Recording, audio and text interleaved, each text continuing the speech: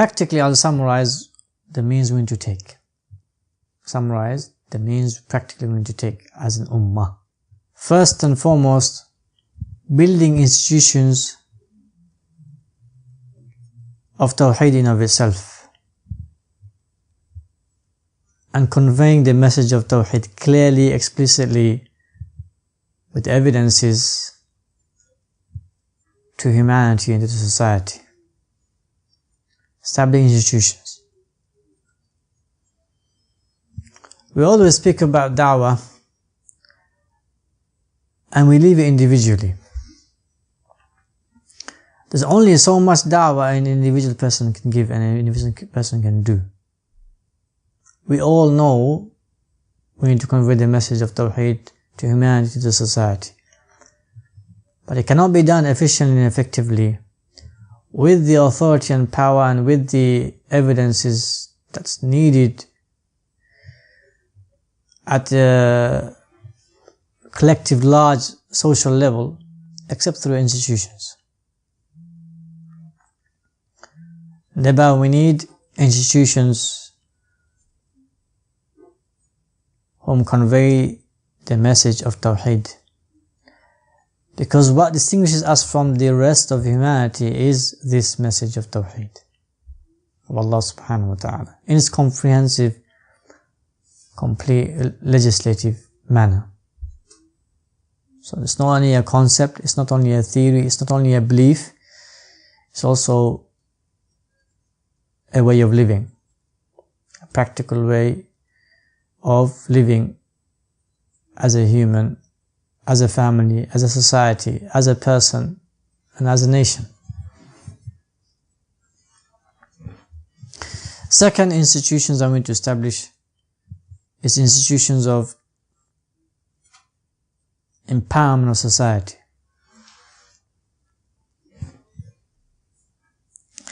Now, what I mean by second, I don't mean that you do one and you don't do the other. What I mean is, you can do all of them simultaneously. But priority must be given generally like this, or due to circumstance it may change, no problem. But generally this is the priority. But just because it's a priority, that doesn't mean you do one and leave the other. You do the one and you can do the second one, you can do the third one, no problem. Simultaneously, if you have the authority and the power and the logistics. Empowering people through institutions. So you empower people through education institutions. So for example, the education system is to empower people. The entrepreneurship, for example, is to empower people. Okay? Some are free, some are paid. But the point is, we Muslims need to empower people by establishing these institutions by which people are empowered, Muslims or otherwise. Muslims and non-Muslims. And nothing empowers people than to work on the ethics and morals, and then to work on their responsibilities and duties and roles, and then to work on how they can attain and make money and make wealth through the talents and the potentials. Next institution that we need to work on is institutions of technology.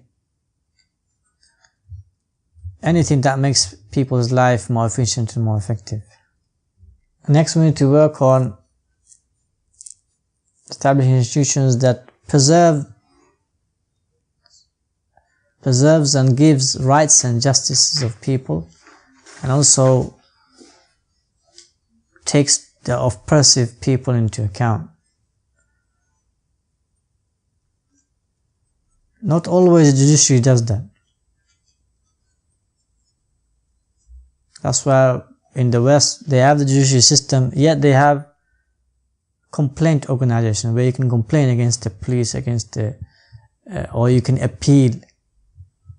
So we Muslims need to establish these institutions that can overlook the judicial system, or at least counterbalance it when they are being unjust or giving a leeway to the oppressed, to the oppressors.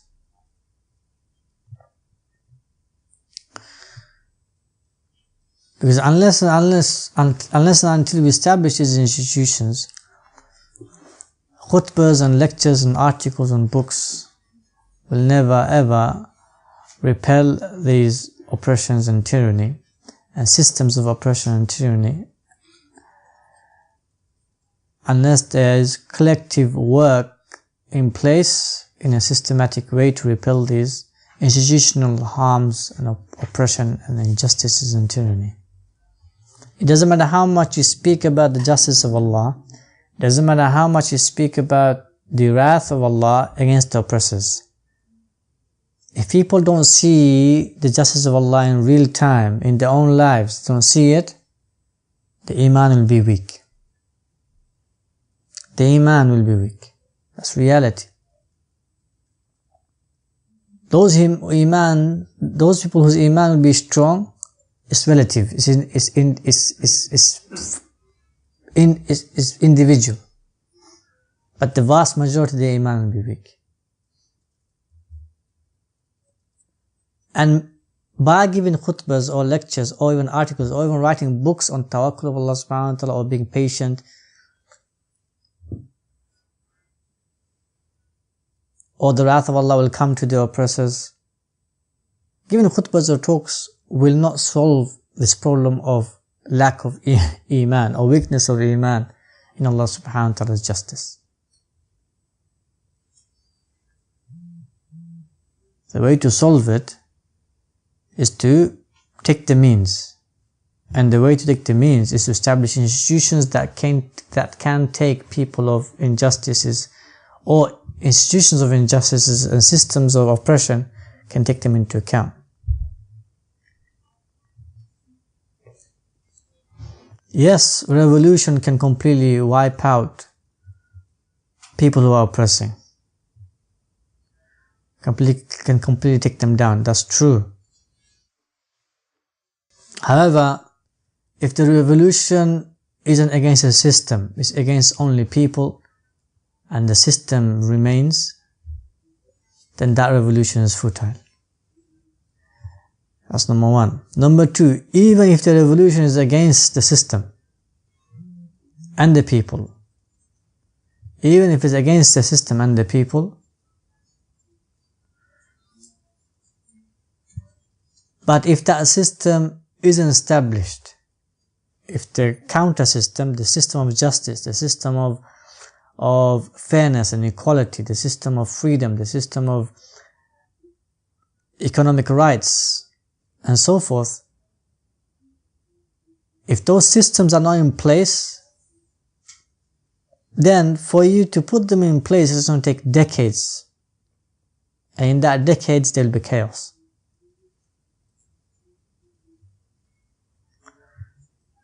What happened in Afghanistan is an example. They were victorious over the oppressors, but because they did not have a system in place, or they did not have this system of governance, system of economy, system of justice, system of repelling the harms and tyranny, system of judiciary, they did not have these in place as system. There was chaos. That's why when the real revolution is a revolution against a system, whilst there is counter system being established. System has to be established. That's real revolution. That's true revolution. Revolution of the heart and the minds of people, and a physical revolution. And that physical revolution by institutions always keeps the harmony of the society. And the changes that needs to be made, they're subtle, and they are eventually observable. You can observe them. They are strategically tactical. And they keep the social fabric of harmony intact. You don't cause enmity at the level where violence takes over. You are always ahead when you establish institutions. When you establish a society, by institutions, you're always ahead. But if you do anything else, it doesn't matter how much khutbahs you give, it doesn't matter how much lectures you give, it doesn't matter how many books you write, it doesn't matter how many articles you write, it doesn't matter how many students you produce of tawheed, of iman, of ibadah, it doesn't matter. Unless you have institutions to counter the tyranny and oppression, to take people into account when they do wrong, to empower people, to stand with the weak and the oppressed as institutions. If you don't have them, then you're always going to be on the losing front. You're going to be always on the losing front. So no demonstration, doesn't matter how big the demonstration is, no revolution, doesn't matter how big the revolution is, will work. Unless there are the establishment of institutions countering the institutions of oppression and tyranny and injustice.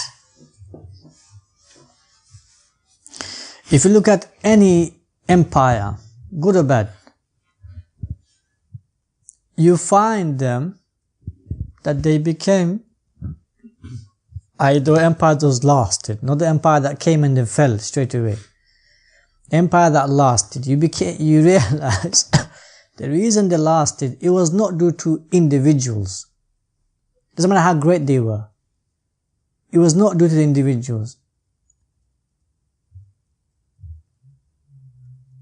It was not due to the elegance of how they speak. It was not due to the morality or their worship. The empire lasted, good or bad doesn't matter, but the empire in itself lasted due to their institutions. Due to the institutions. If it was good, it was amazing. If it was bad, it was obviously nothing but tyranny. But they lasted due to their institutions.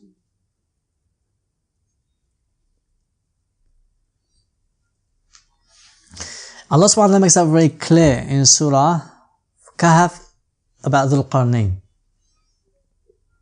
Makes it very clear. The reason Dhul Qarnayn was able to conquer the then world and was the most powerful being upon the surface of the earth, and his people around him were the most powerful being, was because he took the what? Means. He took what? Means. That is the thing that he did. He always took the means. And wherever he left institutions behind. He left people there to govern, to empower people, to establish justice, to establish harmony, to establish peace, to establish security, to establish safety. He left people behind him. Everywhere he went, he left people behind him, and he conquered the world because people saw the justice. People witnessed the justice, the harmony, the safety, the security. They witnessed it. It was not a wa'adh, it was not a nasiha, it was not a khutbah, it was not a lecture, it was not enlightenment, it was not a theory, it was reality. In the Muslim world today we have those people who understand that we need to take the means. So we have the first issue of those people who don't understand Tawheed. We dealt with that in our first talk on Fitrah and Tawheed and so forth. Then we spoke last lesson and in the beginning of this lecture or this talk, we spoke about those people who understand Tawakkul wrong. So we spoke about the correct way to understand Tawakkul is to take the means. And that's when you take the means, You rely on Allah subhanahu wa ta'ala, you take the means, you rely on Allah subhanahu wa ta'ala, you take the means, you rely on Allah subhanahu wa ta'ala, and the results and fruits. And if the miracles come, then that's a good sign. If it doesn't come, alhamdulillah bil alameen. And the miracles come only to make you affirm to take the means, to make you steadfast to take the means. That's what the miracles come.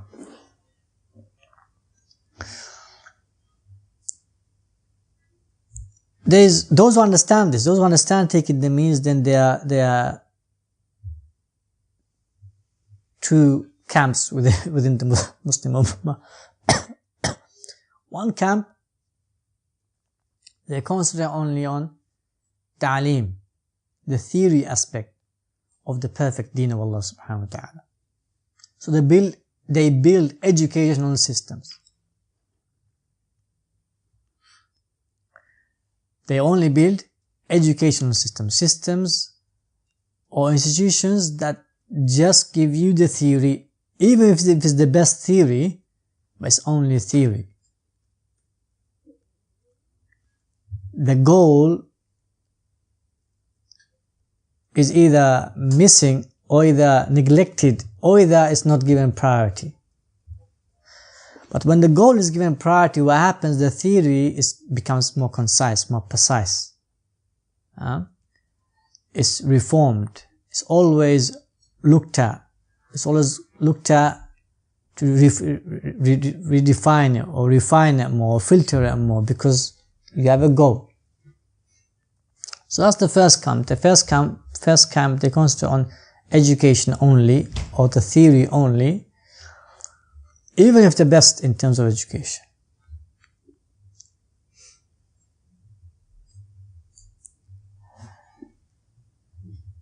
This only brings more frustration within the ummah. Why? Because these scholars or these tullab, they go and they're the most eloquent of people because they're educated.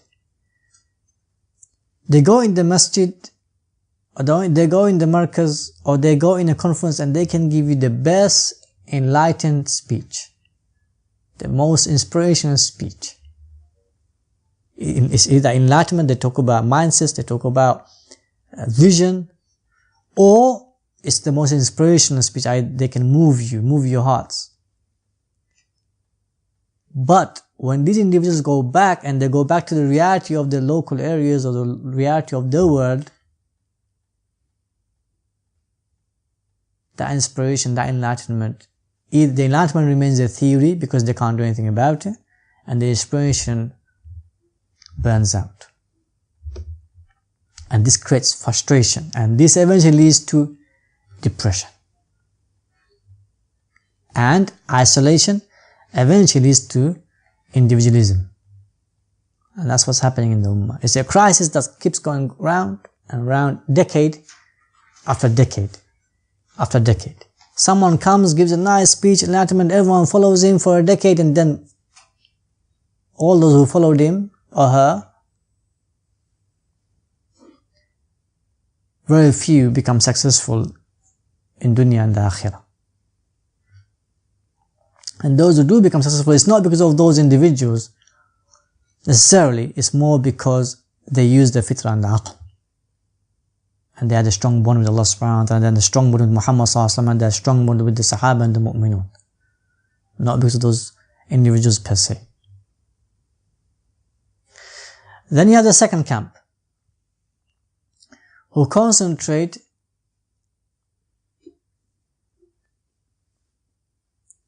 in a group manner, in a hierarchy group manner, to establishing Al-Islam at a political level.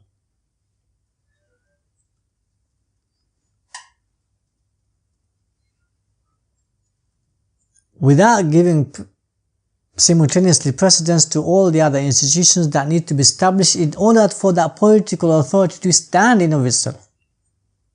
Let alone walk, let alone do things, just to stand.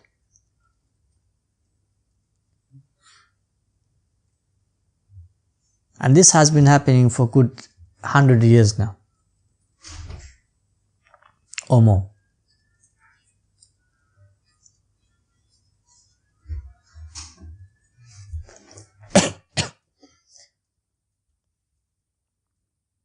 So what then this group becomes? It becomes just like any other political group wanting power and authority of politics in of itself, i.e. wanting power of that nation, authority and power of that nation. So it becomes like any other group,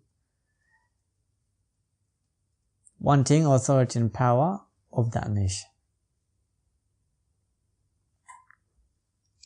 It has its strategies, it has its policies, it has its hierarchy, it has its choosing its members.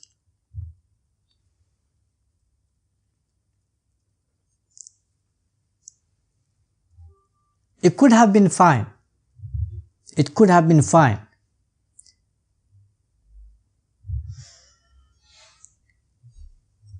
If it was any other political group, it could have been fine.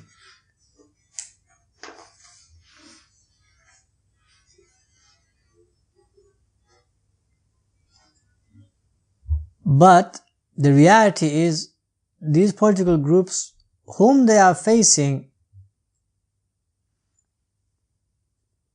are nothing but oppressors and tyrants. And whom they are facing with, irrespective of whether they are or what they claim, what they're facing with is Islam. Irrespective of whether that claim is true or not. So whether they are really practicing Islam in a holistic, comprehensive level for the interest of Islam, not for their personal interest, that's a different issue. But the point I'm trying to make is, that's their claim. So when you claim something against the people who are completely against Islam, and you form a group against them, whilst you're weak, whilst you are, you can barely walk, then obviously it's going to be all-out war.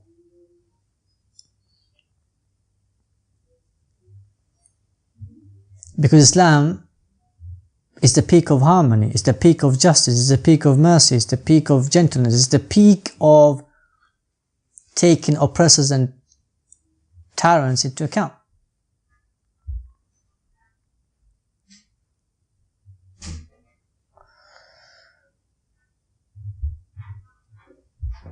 So,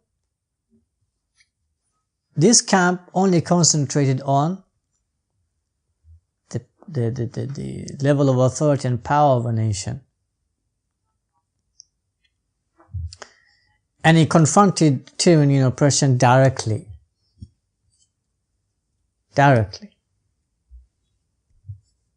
With all of his flaws and weaknesses, with all of his shortcomings and even sins.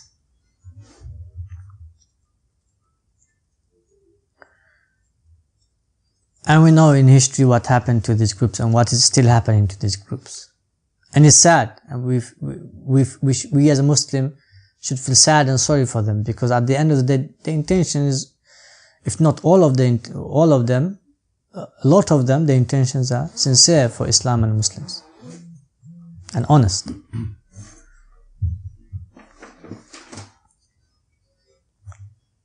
But was that the right way to do things? Was that the right strategy? So these are two camps. Then you have the minority, but yet they're the most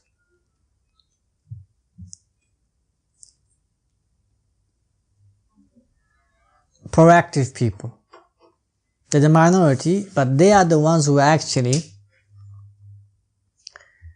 changing the course of the Muslims and changing the course of humanity at large by default.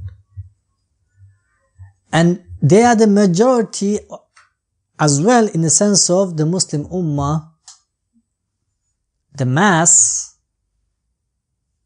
slowly but surely is beginning to understand and realize what they need to do. And that is, they need to establish institutions. So those people, those minority, they were and they are still establishing institutions.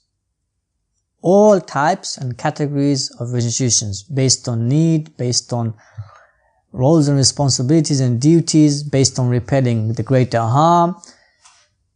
But they are established institutions. Not one and two, but as many as possible depending on the need and the duties of the community and also the vision of the community, empowering and making the society prosperous. That's the mindset, my brothers and sisters, that's the mindset we need to take. Is that wherever we are, however we are, whichever level we are, we need to establish institutions of society. 5 of us can establish an institution. 10 of us can establish an institution. 20 of us can establish an institution. You don't need a huge number to establish institutions. The more institutions, the more organizations, the more corporations, i.e. businesses, the more we establish, the more our ethics, morality, character will come through in our systems, in our policies, in our strategies, in our tactics, in our buying and selling, in our meetings, in our conferences. The more people will witness Muslims as Muslims. And moreover, the more they will witness you as a human first, and they will see you as a perfect human, and they'll realize that what made you perfect human is Islam.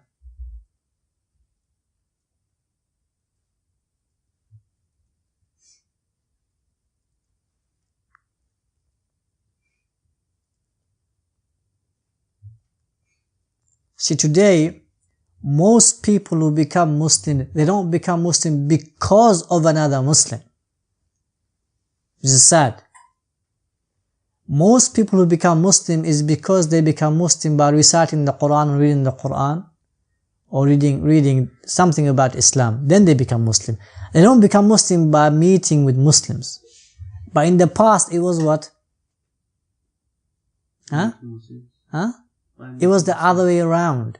In the past, people embrace Islam because of the institutions of Islam first and foremost, and then by meeting normal Muslims. Lastly, it was by reading the Quran. It was in that order. First, it was the institutions of justice and harmony and safety and security and peace and prosperity. It was that. A lot of Roman cities were opened because the people who were in those cities, they were being oppressed by the Roman Empire. And they could not wait for the Muslims to come and open the doors of freedom, because they knew how just and harmonious and safe and secure a Muslim land becomes and how prosperous it becomes. Throughout history, Jews were persecuted in Europe. Throughout history. And the only ones throughout history that gave them safety and security and gave them open arms and hands for them to not only survive and live, but also to be rich and well off, was in the Muslim lands. It was in the Muslim lands. Same with the Christians who were being persecuted by other Christians, other fellow Christians. The only safety and security they found was in the Muslim lands for centuries. For centuries.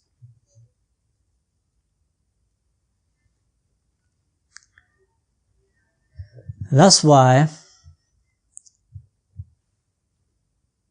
we need to revive those institutions again. We need to establish it again. And we need to stop trying to enlighten people, because people are already enlightened by Islam. They know the theory. Muslims or otherwise. we also need to not dwell too much on inspiration, because people can get inspired from anyone and everyone by watching YouTube videos. Or most importantly, through reciting the Quran, you can get inspired. That's our greatest inspiration.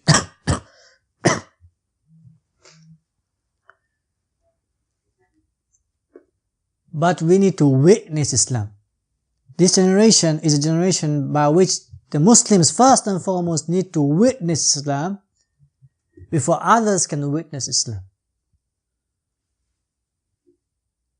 See, a lot of controversial issues, we cannot speak about it because Islam in of itself is not witnessed. Only because then it's like you're only reacting, you're only counter arguing.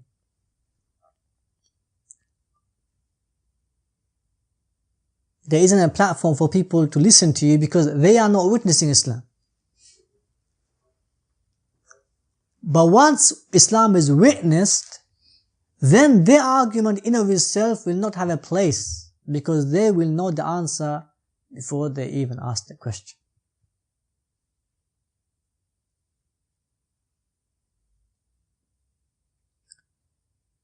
Even when you answer the best of answers, it still remains an answer to their question. Our answers are never witnessed. But their questions are always witnessed every single day. In the media, in the policies, in the strategies, in the tactics. It's witnessed. Our answers remains as answers in words. That's it. It's never witnessed.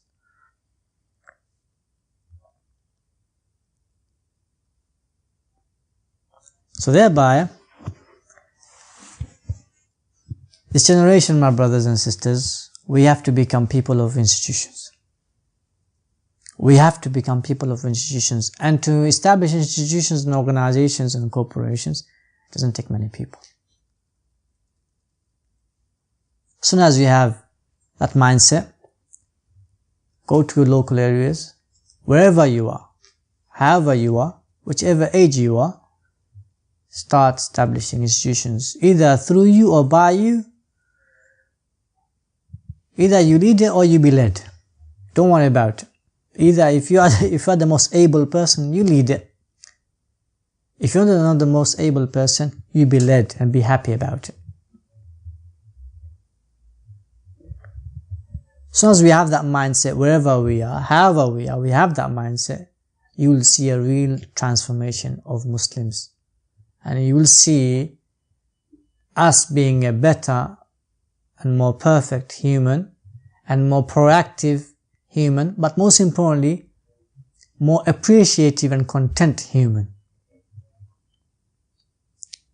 And we will not face this crisis of depression and frustration and infighting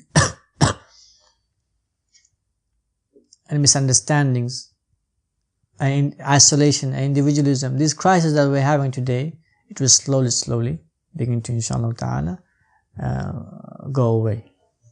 So my message of tawakkul, I know this topic is long, but let's try to summarize as much as possible.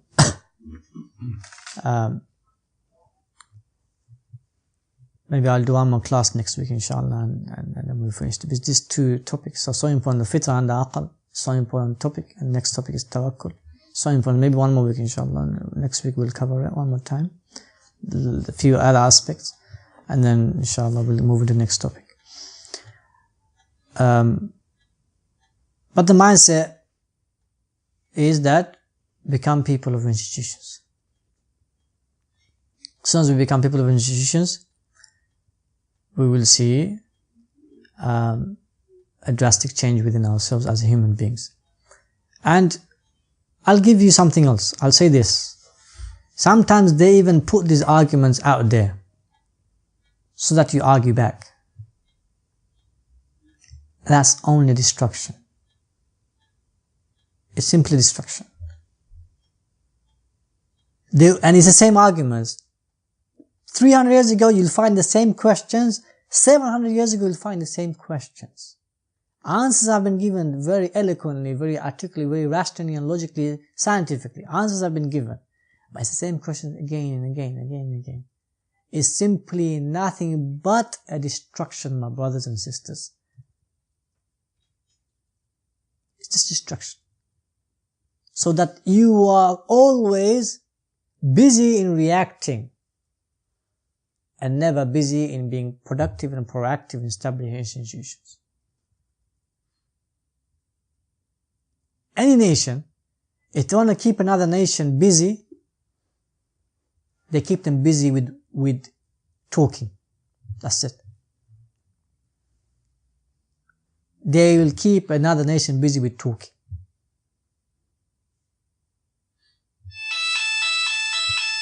I saw the Muslims were crying out for justice and harmony. It's not only Muslims. We shouldn't do this for the Muslims. We should do this for humanity. Humanity are crying out for justice. Humanity are crying out for morality and morals and character, real character by which you become a role model for everyone, not only for a segment or age group of people. No, you become a role model for everyone, irrespective of your age and your color and your ethnicity and your background. People are really yearning for these people, but these people are not there.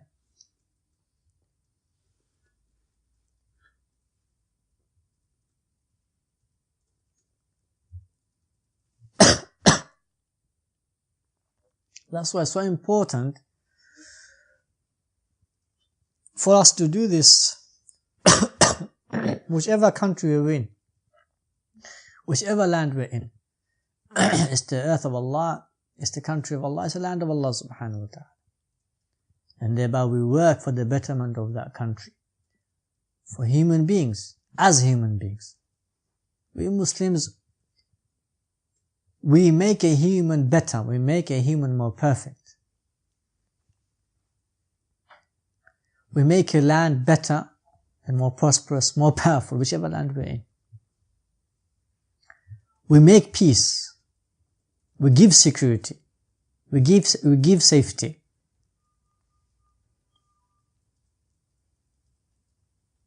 And we cannot show that unless we begin to establish institutions who stand for these matters, who stand for empowerment of people, who stand for mercy towards people, who stand for taking care of people, who stand for people who are ill and needy, who stand for the oppressed and destitute, who stand for people and families who are breaking apart, and work together to make them come together again, reconcile between them.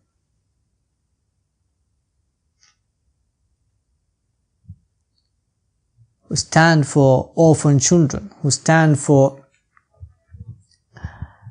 taking care of refugees, and so on. But you need institutions. It doesn't matter how rich a person is, if he doesn't have people around him to work, he can only do so much. It doesn't matter how powerful a person is, if he doesn't have people around him to work and have a policy, have a strategy, have a system in place, have a process in place, he can't do it. So you need the institution. That's what institution does. It has a strategy, it has a policy, it has a system, it has a process in place, and it has people working, giving full-time work or part-time work, or giving their whole lives to it. But it has to be under an institution.